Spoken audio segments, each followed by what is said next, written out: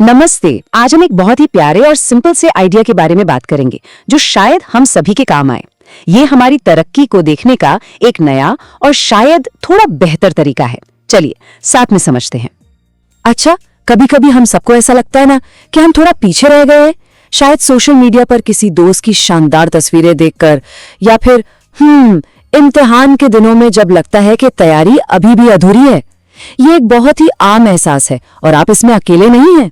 क्या कभी ऐसा लगा है कि सब आगे बढ़ रहे हैं और हम बस वहीं के वहीं हैं? ये सवाल मन में एक अजीब सी बेचैनी लाता है ना? देखिए, ये विचार मन में आते ही हैं। मैं तेजी से नहीं चल रहा, या अरे वो तो कितना आगे निकल गया, मैं तो पीछे ही रह गया। अगर कभी ऐसा महसूस होता है तो इसमें कुछ भी गलत नहीं है। हम सब कभी ना कभी ऐसा सोचते हैं। तो चलिए थोड़ा और समझते हैं कि आखिर ये एहसास आता कहां से है। ये हमारी एक बहुत ही आम आदत की वजह से होता है, जिसे हम कह सकते हैं हमेशा आगे देखने का जाल। इसे ऐसे समझिए जैसे हम किसी बहुत ऊंचे पहाड़ की चोटी को दूर से देखकर ही थक जाएं। चढ़ाई शुरू करने से पहले ही हम बस ये देखते रहते हैं कि मंजिल अभी कितनी दूर है, और ये सोचकर ही हमारी हिम्मत जवाब देने लगती है। और जब हम हमेशा आगे ही देखते रहते हैं ना, तो अक्सर निराशा हाथ लगती है।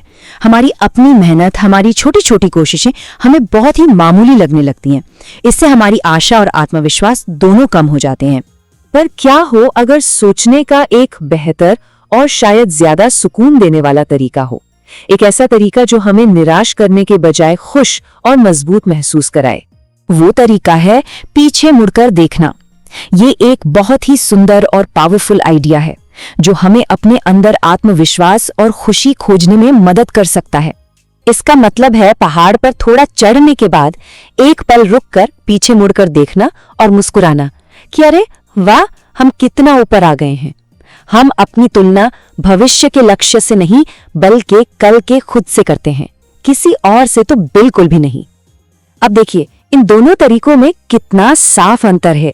एक तरीका उस पर ध्यान देता है जो हमारे पास नहीं है, जो हमें निराश करता है, जबकि दूसरा तरीका उसे सेलिब्रेट करता है जो हमने पहले ही हासिल कर लिया है, जो हमें इंस्पायर करता है।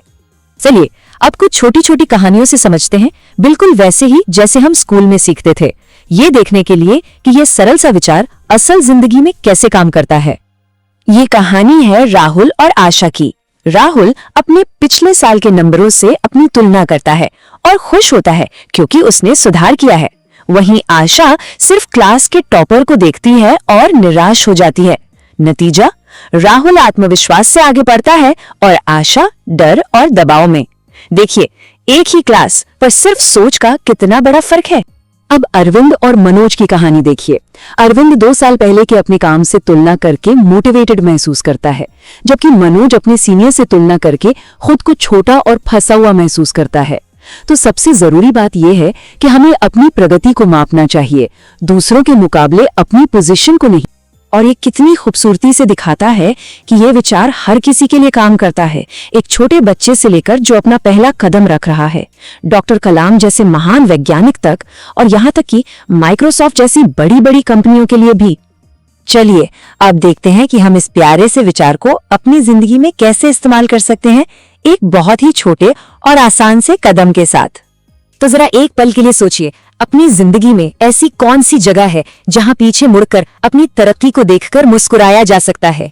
इन सरल सवालों से शुरुआत कर सकते हैं, जैसे पिछले साल से अब तक कौन सा नया हुनर सीखा है, कोई एक नई अच्छी आदत जो अब जिंदगी का हिस्सा है, या कोई भी छोटी सी चीज जो सीखी हो। यकीन मानिए, ये कोई मुश्किल काम नहीं है। तो ये रहा एक छोटा सा होमवर्क। आज बस एक ऐसी तरक्की के बारे में लिखिए जो पिछले साल में की हो, चाहे वो कितनी भी छोटी क्यों न हो। और जब भी कभी हिम्मत कम लगे तो बस उस पन्ने को एक बार पढ़ लीजिए। ये छोटी सी याद आपको बहुत बड़ी आशा देगी। जब आप फंसा हुआ महसूस करें तो पीछे मुड़कर देखें और देखें कि आप कितनी दूर आ गए हैं। कितनी प्यारी और गहरी बात है ये। चलिए इन पंक्तियों को अपने मन में दोहराते हैं।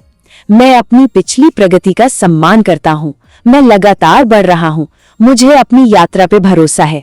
याद रखिए, रोज थोड़ा थोड़ा सीखना ही एक दिन बड़ी कामयाबी की नींव रखता है।